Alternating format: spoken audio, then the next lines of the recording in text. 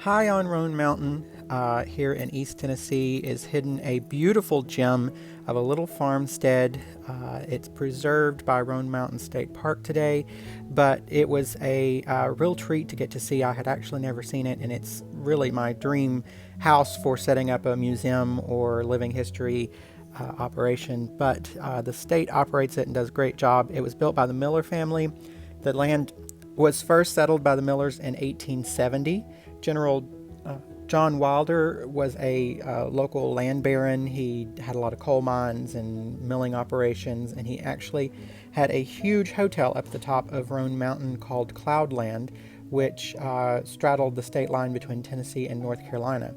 As his interests started to become less profitable, he started selling off a lot of the land, and the Millers got to purchase their land that they had been tenant farming on in 1870. They started with a little cabin that they built in 1908, which is no longer there, and the house that you're seeing today was built in 1910.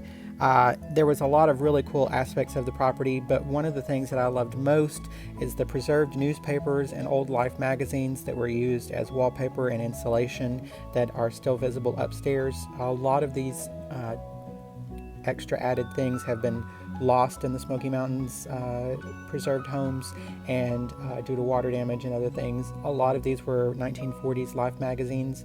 Some of the rooms had many layers put on, and then they had been painted, so you actually didn't see the printed part of the paper. It was just smoothing out the wood walls and kind of cutting down on some drafts. But this was a real treat to get to see. I would love to sit for hours and just look at all the papers and try to glue them all back on, because they were actually falling off quite badly. The house was pretty spacious for a little settlement, but at one point the mother and father, George Creek, was the only way in, and the Miller children had to walk 5 miles to school, and the family would walk out through the creek to get to church on Sunday. There was no actual road. There were 6 Miller children: Eula, Frank, David, Stewart, Lloyd, and Carrie. And in 1924, both their dad and Nathaniel, one of the older boys, passed away, leaving Sally, their mom, with the children on the farm alone, and they had to try to take care of everything and keep going. The farmstead stayed in the family until the 1960s, when it was turned over to the state, and is preserved since. The Millers still use the property for large family gatherings and reunions, and it's really kind of cool to see that it has such an impact on the neighborhood. There's a very nice new road going up the hill.